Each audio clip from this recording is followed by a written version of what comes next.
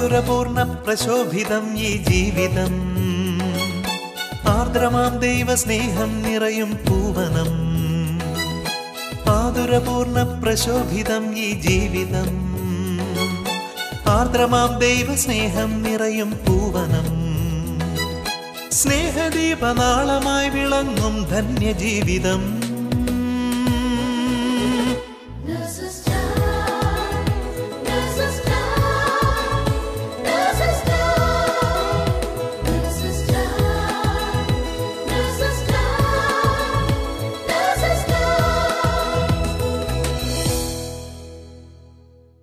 ഈശോ മിശിഹായ്ക്ക് സ്തുതിയായിരിക്കട്ടെ. മനുഷ്യചേതന കർത്താവ് കൊളുത്തിയ വിളക്കാണ്. അത് അവൻ്റെ ഉള്ളറകളെ പരിശോധിക്കുന്നു. നമ്മുടെ ഹൃദയത്തിൻ്റെ ഉള്ളറകളെ പരിശോധിക്കുന്ന കർത്താവിൻ്റെ തിരുവചനം പങ്കുവയ്ക്കപ്പെടുന്ന ഇന്നത്തെ നഴ്സസ് ടൈമിലേക്ക് ഏവരെയും ഏറെ സ്നേഹത്തോടെ സ്വാഗതം ചെയ്യുന്നു. ഉള്ളതിലധികം മേന്മ ആരും ഭാവിക്കരുത്. ദൈവം ഓരോരുത്തർക്കും നൽകിയിരിക്കുന്ന വിശ്വാസത്തിൻ്റെ അളവനുസരിച്ച് വിവേകപൂർവ്വം ചിന്തിക്കുവിൻ. പൗലോസ് അപ്പസ്തോലൻ്റെ ഈ വാക്കുകൾ ഫിലിപ്പ് നേരി പുണ്യവാന്റെ ജീവിതത്തിൽ സ്വാധീനിച്ചപ്പോൾ അദ്ദേഹം തനിക്ക് അറിവ് സമ്പാദിക്കുവാൻ സഹായിച്ചിരുന്ന പുസ്തകങ്ങൾ വിറ്റുകിട്ടിയ തുക ആതുര സേവനത്തിന് ഉപയോഗിച്ചു. അതോടൊപ്പം തന്നെ ദൈവസ്നേഹത്തിൻ്റെ ജ്വാലയാൽ അദ്ദേഹത്തിൻ്റെ ഹൃദയം ജ്വലിച്ചിരുന്നപ്പോൾ പലപ്പോഴും അദ്ദേഹം തറയിൽ കിടന്ന് ഉരുളുവാനും മാറിൽ നിന്ന് വസ്ത്രം മാറ്റുവാനും നിർബന്ധിതനാകുമായിരുന്നു. ദൈവസ്നേഹ ജ്വാലയാൽ ഒരു മനുഷ്യൻ ജ്വലിക്കുമ്പോൾ ഉണ്ടാകുന്ന മാറ്റങ്ങൾ എത്രയാണ് അല്ലേ? ഈ സമയം അലക്സാണ്ടർ കുരിയക്കാട്ടിൽ അച്ഛനിലൂടെ ദൈവവചനത്തിനായി നമുക്ക് കാതോർക്കാം. മിശിഹായിൽ ഏറ്റവും സ്നേഹിക്കപ്പെട്ട സഹോദരരെ, ഒരു പിഞ്ചു കുഞ്ഞ് പിറന്നു വീഴുന്ന നിമിഷം അവൻ അല്ലെങ്കിൽ അവൾ കരയും. ആദ്യത്തെ ശ്വാസം വലിക്കുന്ന നൊമ്പരം കൊണ്ടുള്ള നിലവിളിയ. ചുറ്റുമുള്ളവർ സന്തോഷിക്കും, ആഹ്ലാദിക്കും. പുതുതായൊരു കുഞ്ഞ് ജനിച്ചതിൻ്റെ സന്തോഷം മറ്റുള്ളവരെ മീഡിയ ഉപയോഗിച്ച് വിളിച്ചറിയിക്കും. ആ നിമിഷം തൊട്ടടുത്ത് നിൽക്കുന്ന ഒരു മാലാഖയുണ്ട്. ജന്മം കൊടുത്ത അമ്മയോ പിതാവോ അല്ല. ആദ്യമായി ഈ കുഞ്ഞിനെ സ്പർശിക്കുന്നത് നേഴ്സുമാരാ. അവരുടെ കരങ്ങൾ സ്പർശം കിട്ടിയാണ് ഇവർ ഈ ഭൂമിയിലേക്ക് തന്നെ ആഗതരാവുക. എന്നാൽ മരണനിമിഷം മരിക്കുന്ന വ്യക്തി മാത്രം സന്തോഷിക്കും. ആ മുഖത്തൊരു പുഞ്ചിരി വിടരും. ചുറ്റുമുള്ളവർ പൊട്ടിക്കരയും. അന്ത്യശ്വാസം വലിക്കുന്ന അവസാനത്തെ ചലനം കാണാൻ പ്രിയപ്പെട്ടവരും സ്വന്തവും ബന്ധവും ചുറ്റും നിൽക്കും. അവിടെയുമുണ്ട് ഒരു മാലാഖ സാന്നിധ്യം, ഒരു നേഴ്സിൻ്റെ സാന്നിധ്യം. ജനിക്കുമ്പോഴും ജീവിതകാലം അത്രയും അവസാന നിമിഷവും കണ്ടു മരിക്കുന്നതും ഒരു നേഴ്സിൻ്റെ സാന്നിധ്യം കൊണ്ടാണ്. അങ്ങനെയെങ്കിൽ ഒരു നേഴ്സ് ആര്? അവളുടെ ദൗത്യം എന്ത്? അവളുടെ അധരങ്ങളിൽ സദാ നിറഞ്ഞു നിൽക്കേണ്ടതെന്ത് എന്ന് ചിന്തിക്കുമ്പോൾ പ്രാർത്ഥനയുടെ നിരന്തരം ഉള്ള പ്രാർത്ഥനയുടെ ഒരു വ്യക്തിയായിട്ട് ഓരോ നേഴ്സുമാരും മാറണം.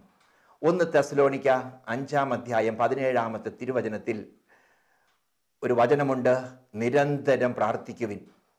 ഏകദേശം 180 വർഷങ്ങൾക്ക് മുമ്പ് റഷ്യയിൽ വെച്ചൊരു റഷ്യക്കാരൻ കുർബാനയിടയിൽ ശ്രവിച്ച തിരുവചനമാണ് 1 തെസ്സലോനിക്ക 5-ാം അധ്യായം 17-ാം തിരുവചനം. വചനം ഇതാണ്, നിരന്തരം പ്രാർത്ഥിക്കുവിൻ, ഇടവിടാതെ പ്രാർത്ഥിക്കുവിൻ. ഈ വചനം കേട്ടി റഷ്യക്കാരൻ പള്ളി വിട്ടിറങ്ങിപ്പോയി. അനേകം ഗുരുക്കന്മാരുടെ അടുക്കൽ ചെന്ന് ചോദിച്ചു, എങ്ങനെയാണ് നിരന്തരം പ്രാർത്ഥിക്കേണ്ടത്? പല ഗുരുക്കന്മാരും പലതും പറഞ്ഞു കൊടുത്തു. അത്ര ബോധ്യമൊന്നും ആയില്ല. അവസാനം ഒരു ഗുരു പറഞ്ഞു കൊടുത്തു, നീ ഇങ്ങനെ പ്രാർത്ഥിക്കുക. അന്ധനായ മനുഷ്യൻ ജെറീക്കോയിലൂടെ ഈശോ കടന്നു പോയപ്പോൾ വഴിയരികിലിരുന്ന് പ്രാർത്ഥിച്ച് നിലവിളിച്ച ആ നിലവിളിയുടെ സ്വരം ഓർക്കുന്നില്ലേ? ദാവീദിൻ്റെ പുത്രനായ യേശുവേ എന്നിൽ കനിയണമേ. യേശു അവിടെ നിന്നു, അവന് സൗഖ്യം നൽകി, കാഴ്ച കൊടുത്തു. ഇതൊരു മന്ത്രമാണ്. റഷ്യക്കാരന് ഗുരു പറഞ്ഞു കൊടുത്തതും ഈ മന്ത്രം ഉരുവിടാന 3000 പ്രാവശ്യം. ആദ്യത്തെ 15 ദിവസം 3000 പ്രാവശ്യം ദിവസവും ഈ മന്ത്രം ഉരുവിട്ടു. വീണ്ടും 2ാം പ്രാവശ്യം ഗുരുവിൻ്റെ അടുക്കൽ ചെന്നപ്പോൾ അത് ഡബിളാക്കി കൊടുത്തപ്പോൾ അത് 6000 വീണ്ടും ഒന്നുകൂടെ ഒരു 3 ആഴ്ച കൂടെ കഴിഞ്ഞപ്പോൾ അത് ഒന്നുകൂടെ ഡബിളാക്കിയപ്പോൾ 12,000 പ്രാവശ്യം ഒറ്റ ദിവസം കർത്താവേ കനിയണമേ, കർത്താവേ കനിയണമേ എന്ന നിരന്തരം പ്രാർത്ഥിക്കുവാനുള്ള ഒരു ഉൾവിളി ആ റഷ്യക്കാരന് കിട്ടി. അയാളുടെ ജീവചരിത്രവും കഥയുമാണല്ലോ സാധകൻ്റെ സഞ്ചാരമെന്ന് ലോകം മുഴുവൻ അറിയപ്പെടുന്ന ലക്ഷക്കണക്കിന് പുസ്തകങ്ങൾ അടിച്ചിറക്കിയ ആ വിലപ്പെട്ട ഗ്രന്ഥം. ഇതിവിടെ നിരന്തരം പ്രാർത്ഥിക്കുവാനുള്ളൊരു ഉൾവിളി തന്നെയാണ് ലൂക്കായുടെ സുവിശേഷം 18-ാം അധ്യായം 1-ാമത്തെ തിരുവചനത്തിലും ഈശോ വ്യക്തമായിട്ട് പഠിപ്പിക്കുന്നത്. ഒരു ന്യായാധിപൻ ഒരു പട്ടണത്തിൽ ഉണ്ടായിരുന്നു. ഭഗ്നാശനാകാതെ എപ്പോഴും പ്രാർത്ഥിക്കണമെന്ന് കാണിക്കുവാൻ വേണ്ടി ഈശോ അവരോട് ഒരു ഉപമ പറഞ്ഞു. ആ ഉപമയിൽ ഒരു ന്യായാധിപനുണ്ട്. ദൈവത്തെ ഭയപ്പെടുകയോ മനുഷ്യരെ മാനിക്കുകയോ ചെയ്യാത്ത നീതിരഹിതനായ ഒരു ന്യായാധിപൻ. അവിടെ ഒരു പാവപ്പെട്ട വിധവയും ഉണ്ടായിരുന്നു. നീതിക്ക് വേണ്ടി ഈ വിധവ പല പ്രാവശ്യം ഈ ന്യായാധിപൻ്റെ അടുക്കൽ ചെന്ന് വിലപിച്ചു. അവസാനം ശല്യം പോകട്ടെ എന്ന് പറഞ്ഞുകൊണ്ട് ആ നീതിയില്ലാത്തവൻ നീതി നടത്തിക്കൊടുത്തു. എങ്കിൽ ഇതാ തിരുവചനത്തിലൂടെ ലൂക്കായുടെ സുവിശേഷം 18-ാം അധ്യായം 6-ാം തിരുവചനത്തിൽ കർത്താവ് പറഞ്ഞു, നീതിരഹിതനായ ന്യായാധിപൻ പറഞ്ഞതെന്തെന്ന് ശ്രദ്ധിക്കുവിൻ. അങ്ങനെയെങ്കിൽ രാവും പകലും തന്നെ വിളിച്ചു കരയുന്ന തൻ്റെ തിരഞ്ഞെടുക്കപ്പെട്ട തൻ്റെ പ്രിയപ്പെട്ട ജനത്തിന് ദൈവം അവരുടെ നിലവിളി കേൾക്കാതിരിക്കുമോ? അവർക്ക് ദൈവം വേഗം നീതി നടത്തി കൊടുക്കുമെന്ന് ഞാൻ നിങ്ങളോട് പറയുന്നു. പ്രിയപ്പെട്ടവരെ, ഇവിടെയും നിരന്തരം പ്രാർത്ഥനയുടെ ആവശ്യകതയെക്കുറിച്ചാണ് ക്രിസ്തു ഈ ഉപമയിലൂടെ വ്യക്തമായി പഠിപ്പിക്കുന്നത്. അപ്പോൾ ഈ ഉപമയിലൂടെ നിരന്തരമായി പ്രാർത്ഥിക്കുമ്പോൾ കിട്ടുന്ന 4 ഫലങ്ങളുണ്ട്. നിരന്തരം പ്രാർത്ഥിക്കുവാനുള്ള ഉൾവിളി കിട്ടിയ റഷ്യക്കാരൻ 12,000 പ്രാവശ്യം ദിവസം പ്രാർത്ഥിച്ച പ്രാർത്ഥനയ്ക്ക് അയാൾക്ക് കിട്ടിയ ഒരു ഫലമുണ്ട്. 4 ഫലങ്ങളുണ്ട്. 1, കാണുന്നവരെ ഉറ്റവരായി തോന്നും. കാണുന്നവരെ ഉറ്റവരായി തോന്നും. ഏതൊരു നേഴ്സും തൻ്റെ അടുക്കൽ രോഗിയായി കടന്നു വരുന്ന വ്യക്തിയുടെ മുഖത്ത്, അവരുടെ ജീവിതത്തിൽ, അവരുടെ ഹൃദയത്തിൻ്റെ സ്പന്ദനങ്ങളിൽ കാണേണ്ട ഒരു ഭാവമാണ് ഈ ഉറ്റവരായി തോന്നുന്ന ഭാവം. ഞാനും ഓർക്കുന്നു, 1987 കൂത്താട്ടുകുളത്ത് എന്ന് പറയുന്ന പട്ടണത്തിൽ പെട്രോൾ അടിക്കാൻ വേണ്ടി നിന്ന് സമയത്ത് ഒരു പരിചയവുമില്ലാത്ത ഒരു മനുഷ്യൻ വന്നൊരു നോട്ടീസിൽ 3 ലൈൻ പാട്ടെഴുതി തന്നിട്ട് പോയത്. എന്തിനെന്ന് ഇപ്പോൾ ഞാൻ വിസ്മയിക്കുക. ആ പാട്ടിത്തായിരുന്നു, കരയുന്ന ദൈവത്തെ കണ്ടോ, തെരുവിൽ അലയുന്ന ദൈവത്തെ കണ്ടോ, ഒരു വറ്റ് ചോറിനായി കൈകൂപ്പി നിൽക്കുന്ന വിവശനാൻ ദൈവത്തെ കണ്ടോ. ഈ 3 ലൈൻ പാട്ട് മോട്ടോർ സൈക്കിളാണെന്ന് എനിക്കുണ്ടായിരുന്നത്. ആ സൈക്കിളിൻ്റെ ഹാൻഡിലിൽ വെച്ച് ഉടുമ്പന്നൂർ, എൻ്റെ സ്വന്തം നാട് വരെ 45 കിലോമീറ്റർ ഞാൻ യാത്ര ചെയ്തു. കൃത്യം പ്രിയപ്പെട്ടവരെ, അന്ന് ഉച്ചയ്ക്ക് 2 മണിക്ക് ഉടുമ്പന്നൂർ കവലയിൽ ക്യാൻസർ വന്ന് കഴുത്തും മുഖവും പൊട്ടിയൊലിച്ചൊരു മനുഷ്യൻ ടാറിട്ട റോട്ടിൽ പൊള്ളിക്കിടക്കുന്ന കാഴ്ച കണ്ടു. പാടിയ പാട്ട്, കരയുന്ന ദൈവത്തെ കണ്ടോ, ഒരു വറ്റ് ചോറിനായി കൈകൂപ്പി നിൽക്കുന്ന വിവശനാൻ ദൈവത്തെ കണ്ടോ. ഞാനും ഒന്നേ നോക്കിയുള്ളൂ. ഞാൻ വൈദികനായിട്ട് വെറും 2 വർഷമേ ആയുള്ളൂ. വീട്ടിലെത്തിയപ്പോൾ അമ്മ പറഞ്ഞു, അത് ഞാനും കണ്ടതാണല്ലോ വഴിയിൽ കിടക്കുന്ന മനുഷ്യനെ. അമ്മ കുറെ 10 പൈസകൾ അന്ന് പള്ളിയിൽ കഴിഞ്ഞ് വരുമ്പോൾ അമ്മമാരുടെ ഭക്തിയാ. ചുറ്റും കിടപ്പുണ്ട്. തിരിച്ച് അമ്മ കുറെ പഴം തുണി തന്നത്, ആ തുണിയിലേക്ക് ഇതിനെ ഒന്ന് മറിച്ചിടുക എന്ന ഒറ്റ ലക്ഷ്യം മാത്രം വെച്ചുകൊണ്ട് ഞാൻ ആ കവലയിലെത്തിയപ്പോൾ ഒരു 3-4-5 പേര് വന്ന് വട്ടം കൂടി, ഫാദറും കൂടുകയാണ്, ഞങ്ങളും എടുത്ത മനുഷ്യനെ തൊട്ട് പോരുന്ന വഴിക്കുള്ള കുറേ ആശുപത്രികളിലൂടെ കയറ്റി ഒരിടത്തും എടുത്തില്ല. അവസാനം തൊടുപുഴ ഗവൺമെൻറ് ആശുപത്രിയിൽ എത്തിച്ചു കഴിഞ്ഞപ്പോൾ ആ ഡോക്ടർ പറഞ്ഞു, അച്ഛൻ കൊണ്ടുവന്നത് കൊണ്ട് 1 ദിവസം കിടത്തിക്കോ, നാളെ ഇവിടെ ഒന്ന് കൊണ്ടുപോകണം. കാരണം അത്രമാത്രം പുഴുവരിച്ച് കഴുത്തിൻ്റെ ഭാഗത്തൊരു വലിയ ദ്വാരവുമായി മരണത്തോട് മല്ലടിച്ച് കിടന്ന മനുഷ്യനാ. പേരിപ്പോഴും ഞാൻ ഓർക്കുന്നു, മത്തായി ചേട്ടൻ. വീണ്ടും തൊട്ടടുത്ത ദിവസം കുറേ ആശുപത്രികളിലൂടെ ചെന്ന് അവസാനം ഒരു സ്ഥലത്ത് ആ മനുഷ്യനെ എടുത്തു. സമറിറ്റൻ സിസ്റ്റേഴ്സിൻ്റെ മൂവാറ്റുപുഴ ടൗണിൽ ഉള്ള സമറിറ്റൻ ഹോം എന്ന ഭവനത്തിൽ ആ സിസ്റ്റേഴ്സ് എടുത്തു. കൊണ്ടു ചെന്നപ്പോൾ അവർ ചോദിച്ചൊരു ചോദ്യമുണ്ട്, അച്ഛാ ഞങ്ങൾ എടുക്കണമെങ്കിൽ 3 കാര്യങ്ങൾ ഈ രോഗിക്ക് ശരിയായിരിക്കണം. ഞാൻ ചോദിച്ചു, എന്ത് വേണം? വഴിയിൽ കിടക്കുന്നതായിരിക്കണം, ആരും ഉണ്ടാകരുത്, മരിച്ചുകൊണ്ടിരിക്കുന്നതുമായിരിക്കണം. ഞാൻ പറഞ്ഞു, ഈ രോഗി ക്വാളിഫൈഡാ. അവരെടുത്ത് ഒറ്റ മുറിയിൽ ഫാനിട്ട് കുളിപ്പിച്ച് വെള്ള ഉടുപ്പുമൊക്കെ ഇടിച്ച് കിടത്തി. 4-ാം ദിവസം മത്തായി ചേട്ടൻ മരിച്ചു. പ്രിയപ്പെട്ടവർ, എൻ്റെ ജീവിതത്തിൽ എന്നെ ഒരു വഴിത്തിരിവെന്ന് ആക്കി തീർത്ത ഒരു സംഭവമായിരുന്നു ഈ മത്തായി ചേട്ടനുമായി കണ്ടുമുട്ടിയ നിമിഷം. ഈ നിമിഷത്തെക്കുറിച്ച് ഇന്ന് ഞാൻ ഓർക്കുമ്പോൾ നീണ്ട വർഷങ്ങൾക്ക് മുമ്പ് നടന്ന കണ്ടുമുട്ടലിനെ കുറിച്ച് ഓർക്കുമ്പോൾ അതൊരു ലയനമായിരുന്നു. മത്തായി ചേട്ടനും ആകുന്ന മനുഷ്യന്റെ നിസ്സഹായ അവസ്ഥയിൽ ഉറ്റവരായി തോന്നുന്ന ഒരു പ്രത്യേക ലയനം. ആ ലയനത്തിൽ മത്തായി ചേട്ടനും അവിടെ കൂടിയ ഞങ്ങളും ഒരുമിച്ചൊരു ലയനത്തിൽ ലയിച്ചപ്പോൾ അവിടെ ഞാനും നീയുമില്ല, നമ്മളെ ഉള്ളൂ. മത്തായി ചേട്ടന്റെ വേദന സ്വകാര്യ വേദനയല്ല, അത് ഉടുമ്പന്നൂർ ടൗണിന്റെ മുഴുവനും വേദനയായി മാറി. അതുകൊണ്ട് നിരന്തരം പ്രാർത്ഥിക്കുവാനുള്ള ഉൾവിളി കിട്ടിയാൽ പ്രിയ സഹോദരങ്ങളെ, ആദ്യത്തെ ഫലമാണ് ഈ കാണുന്നവരെ ഉറ്റവരായി തോന്നുന്ന അനുഭവം. ഏതൊരു നേഴ്സും അവരുടെ കരങ്ങളിൽ അവസാന കാലഘട്ടങ്ങളിൽ രോഗിയായി തളർന്ന് വന്ന് വീഴുന്ന നിമിഷങ്ങളിൽ ആ മുഖത്തേക്കും ആ കണ്ണുകളിലേക്ക് നോക്കുമ്പോൾ കാണേണ്ട മുഖം, ഓരോ നേഴ്സുമാരും അവരുടെ മുഖമാണ് കാണേണ്ടത്, അവരുടെ കണ്ണുകളാണ് കാണേണ്ടത്, അവരുടെ നൊമ്പരമാണ് ആ വേദനിച്ചു വരുന്ന നേഴ്സ് കാണേണ്ടത്. ഇതൊരു ലയനമാണ്. ഈ ലയനമാണ് പിതാവും പുത്രനും പരിശുദ്ധാത്മാവുമായ ത്രിയേക ദൈവത്തിൽ ഒന്നാകാൻ നമ്മെ മാടി വിളിച്ച വിളിയുടെ സ്വരത്തിൽ ഉണ്ടായ ലയനം. ഓർക്കുന്നില്ലേ, കൽപ്പന ചൗള എന്ന ആ പെൺകുട്ടി അങ്ങ് ആകാശത്തിലേക്ക്, ശൂന്യാകാശത്തിലേക്ക് സഹപ്രവർത്തകരുമായി പോയി ഭൂമിയോട് തൊട്ടടുക്കാറായി കഴിഞ്ഞപ്പോൾ വിളിച്ചു പറഞ്ഞൊരു സന്ദേശം, അമേരിക്കക്കാരാ, ഇന്ത്യക്കാരാ, പാകിസ്ഥാൻകാരാ, ഇറാഖുകാരാ, ചൈനക്കാരാ, ഞാൻ ഇങ്ങ് ആകാശത്തിൻ്റെ മുകളിൽ നിന്ന് നീലഭൂമിയിലേക്ക് നോക്കുമ്പോൾ ഒന്നായി തോന്നുന്നു. നിമിഷങ്ങൾക്കകം കൂടെ ഉണ്ടായിരുന്ന 6 പേരോടും കൂടെ കത്തിച്ചാരമായി തീർന്ന ആ കുഞ്ഞിൻ്റെ ഓർമ്മ മാത്രം ബാക്കി ശേഷിപ്പിച്ചു. ഇതൊരു ലയനമാണ്.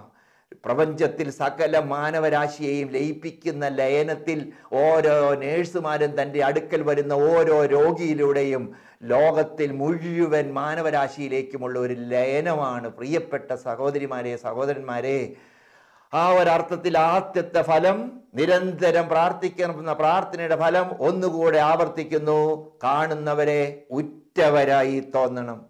രണ്ടാമത്തെ ഫലം, പാപം ചെയ്യാൻ കഴിയുകയില്ല. ഇതെങ്ങനെയാ പഠിച്ചത് എന്നറിയുമോ? കുറച്ച് നാളുകൾക്ക് മുമ്പ് ദുബായ് സെന്റ് മേരീസിൽ 1000ഓളം ലേബർ ക്യാമ്പുകളിൽ നിന്നുള്ള യുവാക്കളെ കൊണ്ടുവന്ന് പ്രാർത്ഥിക്കുവാൻ വേണ്ടി കൊണ്ടുവന്നിരുത്തിയ ആ പ്രാർത്ഥനയ്ക്ക് വേണ്ടി നാട്ടിൽ നിന്നും അവിടെ എത്തി പ്രാർത്ഥിച്ച നിമിഷം ഞാൻ ഇപ്പോഴും ഓർക്കുന്നു. ധ്യാനത്തിൻ്റെ കൊടുത്ത സന്ദേശവും ഓർക്കുന്നു. 5 ലക്ഷം കൊന്ത ചൊല്ലിയാണ് 1000 പേരെ ദുബായിലെ വിവിധ മേഖലകളിൽ പണിയെടുക്കുന്ന പാവപ്പെട്ട തൊഴിലാളികൾ, വേതനം പോലും ഇല്ലാതെ പട്ടിണി കിടക്കുന്നവര്, അങ്ങനെയുള്ള ഈ മക്കളെ കൊണ്ടുവന്ന് സെന്റ് മേരീസിൽ കൊണ്ടുവന്ന് ഇരുത്തിയത്.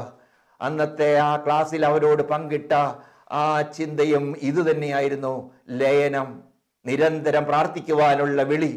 അതിനുശേഷമാണ് അവിടെ നിന്ന് ഓരോ ക്യാമ്പുകളിലൂടെയും കടന്നു ചെന്നപ്പോൾ ഒരു ചെറുപ്പക്കാരൻ പറഞ്ഞത് ഓർക്കുന്നു, അച്ചോ, ഇന്നലെ ഞാൻ 5000 പ്രാവശ്യം കർത്താവേ കനിയണേ എന്ന മന്ത്രം ചൊല്ലി. സന്തോഷമായിരിക്കുക, കൊള്ളാമല്ലോ മോനെ, നീ എങ്ങനെ ഇത്രയും ചൊല്ലി? അത് അച്ഛാ, മരുഭൂമിയിൽ ഒരിറ്റ് തണൽ കിട്ടണമെങ്കിൽ ആകാശത്തിൽ കൂടെ വിമാനം പോകണം. ആ പൊള്ളുന്ന വെയിലത്ത് ജോലി സ്ഥലത്തേക്ക് 3 മണിക്കൂർ യാത്രയുണ്ട്, വഴിയില്ല. അച്ഛൻ പറഞ്ഞു തന്ന മന്ത്രം ആവർത്തിച്ചു, കർത്താവേ കനിയണമേ. ജോലി സ്ഥലത്ത് നീണ്ട മണിക്കൂറുകൾ തിരിച്ചും പോകുന്ന വഴിക്ക് ആവർത്തിച്ചു. അന്ന് ഏകദേശം കണക്ക് കൂട്ടിയപ്പോൾ 5000 പ്രാവശ്യം കർത്താവേ കനിയണേ എന്ന മന്ത്രം ചൊല്ലി തിരിച്ചെത്തി തൻ്റെ മുറിയിലെത്തിയപ്പോൾ കൂടെ ഉണ്ടായിരുന്ന 8 പേരിൽ 7 പേരും ബ്ലൂ ഫിലിം കണ്ടുകൊണ്ടിരിക്കുക. ഈ ചെറുപ്പക്കാരൻ എന്ത് ചെയ്തു എന്നറിയുമോ? തിരിഞ്ഞു കിടന്നു. അന്ന് വരെ അവരും ആ കൂടെ ഇരുന്ന് ഈ വിശുദ്ധി നഷ്ടപ്പെടുത്തുന്ന, അരുതാത്ത, കണ്ണിനെ നശിപ്പിക്കുന്ന, ചിന്തയെ മത്തുപിടിപ്പിക്കുന്ന അശുദ്ധമായത് കണ്ടുകൊണ്ടിരുന്നതാ. കർത്താവേ കനിയണേ എന്ന മന്ത്രം ഹൃദയത്തിൽ അവൻ 5000 പ്രാവശ്യം ആവർത്തിച്ചു കഴിഞ്ഞപ്പോ ഇത് അവന്റെ കണ്ണുകൾക്കും കാതുകൾക്കും ഇമ്പകരമല്ലാതായി തീർന്നപ്പോൾ ആ ചെറുപ്പക്കാരൻ എന്നോട് പറഞ്ഞു, ഞാൻ തിരിഞ്ഞു കിടന്നു അച്ചോ. തീർച്ചയായും കാണുന്നത് ബാധിക്കും, കേൾക്കുന്നത് ബാധിക്കും. ഓർക്കുന്നില്ല, ഇടുക്കി പ്രദേശത്ത് 2 കുഞ്ഞുങ്ങള് കൂടെ പഠിച്ച പെൺകുട്ടികളുടെ ഘാതകരായി മാറിയത്. അവസാനം അന്വേഷിച്ച് ചെന്നപ്പോൾ അവരുടെ അപ്പനും അമ്മയും രാത്രി യാമങ്ങളിൽ കണ്ടുകൊണ്ടിരുന്നത് നല്ലതല്ല, കുഞ്ഞുങ്ങൾ ഉറങ്ങിയെന്ന് വിചാരിച്ചത്. അങ്ങനെ കണ്ടത് ആ കുഞ്ഞുങ്ങൾ പരീക്ഷിച്ചപ്പോഴാണ് കൂടെ കൂട്ടിയും കോലും കളിച്ചു കൊണ്ടിരുന്ന പെൺകുട്ടിയെ ഒരു മോൻ പ്രായമാകാത്തത് കൊണ്ട് കൊലയാളിയെ കൊണ്ടുപോയി ബാലഭവനിൽ അടച്ചിട്ടല്ലോ. അപ്പോൾ പ്രിയപ്പെട്ടവരെ, കാണുന്നത് ബാധിക്കും, കേൾക്കുന്നത് ബാധിക്കൂല്ലേ? പുളി എന്ന് ഞാൻ പറഞ്ഞാൽ എന്നെ ശ്രവിക്കുന്ന നിങ്ങളുടെ ഒക്കെ വായിൽ എന്ത് വരും? വെള്ളം. വാളംപുളി എന്ന് പറയുമ്പോൾ തീർച്ചയായിട്ടും ഗ്രന്ഥികൾക്ക്, ഉമിനീർ ഗ്രന്ഥികൾക്ക് കേടില്ലെങ്കിൽ ഏതൊരു ഡോക്ടറിനും നേഴ്സുമാർക്കും അറിയാം, അവരുടെ വായിൽ ഉമിനീർ നിറയും. അതെന്താ? ഞാൻ ആരുടെയും വായിൽ പുളി വെച്ചില്ലല്ലോ, പറഞ്ഞതല്ലേ ഉള്ളൂ പുളി എന്ന്. അപ്പോൾ കേൾക്കുന്നത് ബാധിക്കും, കാണുന്നത് ബാധിക്കും, അങ്ങനെയെങ്കിൽ ഭക്ഷിക്കുന്നതും പ്രിയപ്പെട്ടവരെ ബാധിക്കൂലേ? അപ്പോൾ പ്രിയപ്പെട്ട സഹോദരങ്ങളെ, ഇവിടെ നമ്മൾ ചിന്തിക്കുന്ന ചിന്ത വിട്ടുപോകരുതേ. ഒറ്റ ചിന്തയേ ഉള്ളൂ. നിരന്തരം പ്രാർത്ഥിക്കുന്ന പ്രാർത്ഥന ഓരോ വ്യക്തിയുടെയും അതരങ്ങളിലും ഹൃദയങ്ങളിലും നിലനിന്നാൽ നമുക്ക് അരുതാത്തത് കാണാനോ കേൾക്കാനോ ചിന്തിക്കാനോ പാപം ചെയ്യാനാവില്ലാത്ത ഒരാത്മീയതയുടെ ഒരു പുതിയ താളത്തിലേക്ക് നമ്മളും പ്രവേശിക്കും. മൂന്നാമത്തെ ഫലം, ഈ പ്രകൃതിയും പ്രപഞ്ചവും മഴയും മഴക്കാറും വിമാനവും തീവണ്ടിയും കാറും ഓട്ടോറിക്ഷയും നിരന്തരം പ്രാർത്ഥിക്കുന്ന വ്യക്തിക്ക് വേണ്ടി ചുറ്റിക്കറങ്ങും. എത്ര അനുഭവങ്ങൾ നമുക്ക് തന്നെ തോന്നും. ചിലപ്പോഴൊക്കെ ഈ പ്രപഞ്ചത്തെ സ്നേഹിക്കാനും ഈ പ്രപഞ്ചത്തിന് ദൈവത്തിന് ശ്രദ്ധിക്കാനും ഈ ഞാൻ മാത്രമേ ഉള്ളോ എന്ന് തോന്നത്തക്ക വിധം ദൈവം ഈ നിരന്തരം പ്രാർത്ഥിക്കുന്ന വ്യക്തിയെ ശ്രദ്ധിക്കും. അതുകൊണ്ടാണ് വീണ്ടും ഞാൻ ആവർത്തിക്കുന്നു, നിരന്തരം പ്രാർത്ഥിക്കുന്ന വ്യക്തിയെ ഈ പ്രകൃതിയും പ്രപഞ്ചവും മഴയും മഴക്കാറും എന്ന് വേണ്ട ഈ പ്രപഞ്ചം മുഴുവൻ അവന് വേണ്ടി ചുറ്റിക്കറങ്ങുന്ന അനുഭവം. മൂന്നാമത്തെ ഫലമാണ്, നിരന്തരം പ്രാർത്ഥിക്കുന്ന ഈ മന്ത്രം ഹൃദയത്തിലും അതരത്തിലും സൂക്ഷിക്കുന്ന ഓരോ വ്യക്തിക്കും കിട്ടുന്ന മൂന്നാമത്തെ ഫലമാണ് ഈ പരിപാലനയുടെ അനുഭവം. വീണ്ടും നാലാമത്തെ ഫലം, നിരന്തരം പ്രാർത്ഥിക്കുന്ന വ്യക്തിക്ക് കിട്ടുന്നത് ലയനം. എന്തോ ഒന്ന് ലയിക്കുന്നത് പോലുള്ളൊരു അനുഭവത്തിലേക്ക് നമ്മൾ കടന്നു വരും. ആ ഒരു അനുഭവം, ലയന അനുഭവത്തെ കുറിച്ച് ഞാൻ ചെറുതായിട്ട് സൂചിപ്പിച്ചു. എങ്കിലും ഈ ലയനത്തിന്റെ പ്രത്യേകത, ഈ മരിയ മിഖായേല എന്ന സിസ്റ്റേഴ്സ് അഡോറേഴ്സ് കോൺഗ്രിഗേഷന്റെ സ്ഥാപകയായ വിശുദ്ധ ഒരിക്കൽ വിളിച്ചു പറഞ്ഞു, the whole world is my tabernacle. ലോകം മുഴുവൻ എൻ്റെ സക്രാരിയാണെന്ന്. ഒരു നിമിഷം ഓരോ നേഴ്സുമാരും ഒന്ന് ചിന്തിച്ച് നോക്കിക്കേ. തൻ്റെ രോഗാവസ്ഥയിൽ ബെഡിൽ വന്ന് കിടക്കുന്ന ഓരോ വ്യക്തിയെയും, ഓരോ വാർഡിനെയും, ഒരു ആശുപത്രിയെ മുഴുവനായും ഒരു ടബർനാക്കിളായി എന്ന് പറഞ്ഞാൽ സക്രാരിയായി കാണത്തക്ക ഒരു അനുഭവത്തിലേക്ക് ഓരോ നേഴ്സുമാരും വളരുമ്പോൾ അവരുടെ ശുശ്രൂഷ ജീവിക്കാനുള്ളൊരു മാർഗമല്ല, ഇതൊരു ജോലിയല്ല, ഇത് ജീവിതമാണ് എന്ന ആ ഒരു അനുഭവത്തിലേക്ക് ഓരോ നേഴ്സുമാരും പ്രിയപ്പെട്ടവരെ ഉയരും. ആ ഒരു അനുഭവത്തിലേക്ക് വളരണമെങ്കിൽ വീണ്ടും ആവർത്തിക്കുന്നു, അതരത്തിൽ സൂക്ഷിക്കേണ്ടത് നിരന്തരം പ്രാർത്ഥിക്കുവാനുള്ള ആ ഒരു ഉൾവിളി കിട്ടിയാൽ ജീവിതത്തിൻ്റെ ശൈലി മാറും, രീതി മാറും, ഇടപെടുന്ന വ്യക്തികളോടുള്ള നമ്മുടെ സമീപനം മാറും, രോഗികളുടെ ബൈസ്റ്റാൻഡേഴ്സായി വന്നു നിൽക്കുന്ന വ്യക്തികളോടുള്ള സമീപനം മാറും. എന്ന് വേണ്ട, ജീവിതം മുഴുവനും പ്രിയപ്പെട്ടവരെ സ്നേഹത്തിൻ്റെ ഒരു പുതിയ ചലനമായിട്ട് മാറും.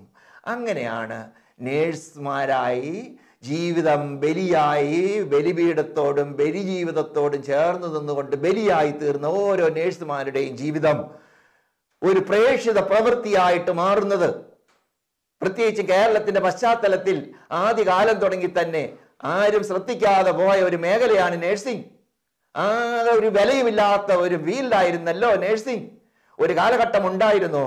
എന്നാൽ നമ്മുടെ കർത്താവ്, ഡോക്ടർമാരുടെ ഡോക്ടറും ജീവന്റെ ഉടമയും ഉറവയുമായവൻ നേഴ്സുമാരെ ഈശോയുടെ സ്നേഹത്തിൻ്റെ ആ ഒരു അനുഭവത്തിലേക്കും വചനത്തിൻ്റെ സ്പർശവും കിട്ടിക്കഴിയുമ്പോൾ അവർ പ്രേക്ഷിതരായി ലോകത്തിൻ്റെ നാനാഭാഗങ്ങളിലേക്ക് വിമാനം കയറുന്ന കാഴ്ച നമുക്ക് കാണാനായിട്ട് സാധിക്കും.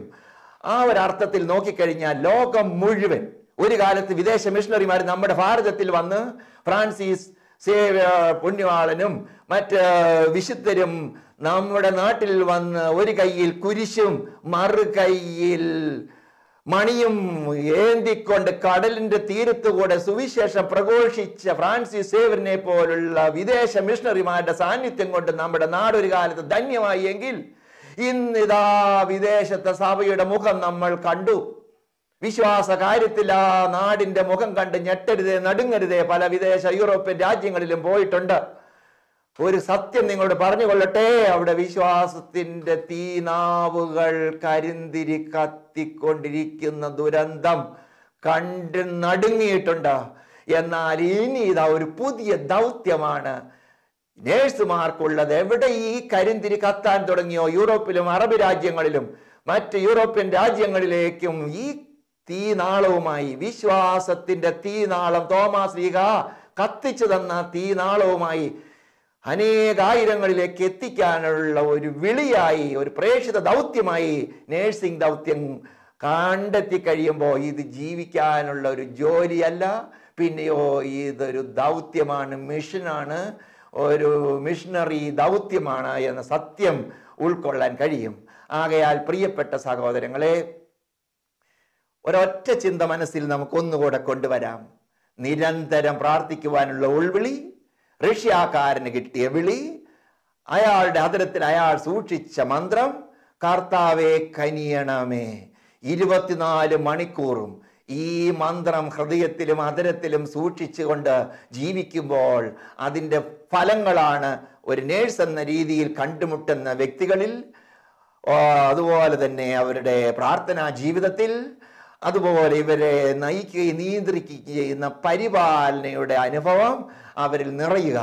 ആകയാൽ നമുക്ക് ഈ ഒരു ചിന്ത മനസ്സിൽ നിരന്തരം സൂക്ഷിച്ചുകൊണ്ട് ജീവിതത്തിൻ്റെ ഏതൊരു മേഖലയിൽ ആയിരുന്നാലും, ഏതൊരു സാഹചര്യത്തിലായിരുന്നാലും, ഏത് വൈവിധ്യമുള്ള വേദനയുടെ അനുഭവത്തിലൂടെ കടന്നു പോയാലും ഹൃദയത്തിൽ ഈ മന്ത്രം നമുക്ക് സൂക്ഷിച്ചുകൊണ്ട് യഥാർത്ഥ അരൂപിയിലേക്ക്, യഥാർത്ഥ ചൈതന്യത്തിലേക്ക്, ആ അരൂപിയിൽ വളരാനുള്ള ഒരു ഉൾവിളിയായി നമുക്ക് ഈ ചിന്ത നിരന്തരം പ്രാർത്ഥിക്കുവാനുള്ള ഈ ഒരു ആഹ്വാനം ഹൃദയത്തിലും അതരത്തിലും സദാ സൂക്ഷിച്ചുകൊണ്ട് മുന്നേറാൻ ഇടയാകട്ടെ. പിതാവിൻ്റെയും പുത്രൻ്റെയും പരിശുദ്ധാത്മാവിൻ്റെയും നാമത്തിൽ ആമേൻ.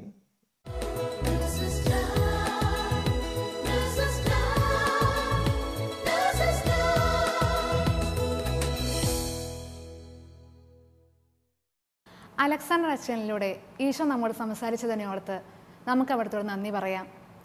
നാം ഇപ്പോൾ കേട്ട വചനങ്ങൾ നമ്മുടെ ഹൃദയത്തിൽ മാംസം ധരിക്കട്ടെ. ദൈവസ്നേഹത്താൽ ജ്വലിച്ചിരുന്ന ഫിലിപ്പ് നേരി പുണ്യവാൻ പാപികളുടെ മാനസാന്തരത്തിനായി അവരുടെ മുൻപിൽ കണ്ണുനീരോടെ യാചിക്കുകയും അവർക്ക് വേണ്ടി പ്രാർത്ഥിക്കുകയും ചെയ്യുമായിരുന്നു. അതുപോലെ നാമും ക്രൂശിലെ ഈശോയുടെ ആത്മാക്കൾക്ക് വേണ്ടിയുള്ള ദാഹം നമ്മുടെ ഹൃദയത്തിൽ ഏറ്റെടുക്കാം. അതിനുള്ള കൃപയ്ക്കായി ലോകമെമ്പാടുമുള്ള എല്ലാ നഴ്സുമാരെയും അവരുടെ കുടുംബങ്ങളെയും പരിശുദ്ധ അമ്മയുടെ വിമല ഹൃദയം വഴിയായി ഈശോയെ സമർപ്പിച്ചുകൊണ്ട് നമുക്ക് പ്രാർത്ഥിക്കാം. ഓരോ നഴ്സും ഒരു വിശുദ്ധയായി മാറട്ടെ. ദൈവമാതാവും ഞങ്ങളുടെ അമ്മയുമായ കന്യകാമറിയമേ, ഫാത്തിമാനാഥേ, എന്നെയും എൻ്റെ കുടുംബത്തെയും തിരുസഭയെയും മാനവകുലത്തെയും ലോകമെമ്പാടുമുള്ള നേഴ്സുമാരെയും അങ്ങേ വിമല ഹൃദയത്തിന് പ്രതിഷ്ഠിക്കുന്നു. അങ്ങേ ശക്തിയുള്ള സംരക്ഷണത്തിൽ ഞങ്ങളെ കാത്തുകൊള്ളണമേ. അങ്ങ് ഞങ്ങളുടെ നാഥയും സംരക്ഷകയുമാകണമേ. ആത്മീയവും ശാരീരികവുമായ സകല അപകടങ്ങളിലും ക്ലേശങ്ങളിലും നിന്ന് ഞങ്ങളെ രക്ഷിച്ചുകൊള്ളണമേ. എല്ലാറ്റിലും ദൈവേഷ്ടം കണ്ടെത്തി നിറവേറ്റുവാനും യേശുവിൻ്റെ തിരുഹൃദയത്തിന് പ്രീതികരമായ വിധത്തിൽ ജീവിച്ച് സ്വർഗഭാഗ്യത്തിലെത്തിച്ചേരുവാനും കാരുണ്യനാഥേ, ഞങ്ങളുടെ സ്നേഹമുള്ള അമ്മേ, ഞങ്ങളെ സഹായിക്കണമേ. ആമേൻ.